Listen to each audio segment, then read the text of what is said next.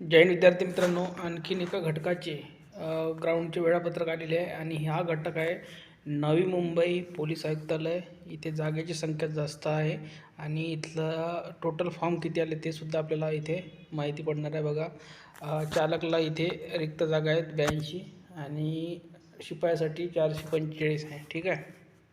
तर बघा, इथे बघा, रिक्त पदांची भरती प्रक्रियेची मैदानी चाचणी दिनांक 20/1/2026 पासून पोलीस परेड ग्राउंड, पोलीस मुख्यालय, कळंबोली, नवी मुंबई येथे सुरू होणार असून त्याबाबतचे तपशीलवार वेळापत्रक समावेश जोडलेले आहे.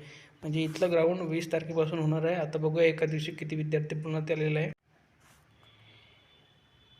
तर बघा, पहिल्या दिवशी बोलवण्यात आलेलं आहे 20 तारखेला 1000 विद्यार्थी, 21 तारखेला 1500, 22 तारखेला 2000, 23ला 2000, 24ला सुद्धा 2000 आणि त्यानंतर पुढे जर बघायला गेलो आपण तर संडे 25ला सुट्टी देण्यात आली आहे, 26ला सुद्धा सुट्टी देण्यात आलेली आहे.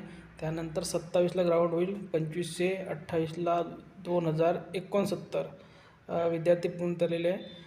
त्यानंतर पुढे जर बघायला गेलो आपण तर 29ला 1500,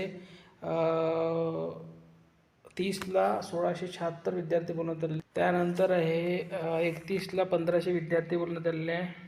2ला 2000, 3ला 2500, 4ला 2500, 5ला 2500, 6ला सुद्धा 2500, 7ला 2500, 9ला 2500, 10ला सुद्धा 2500.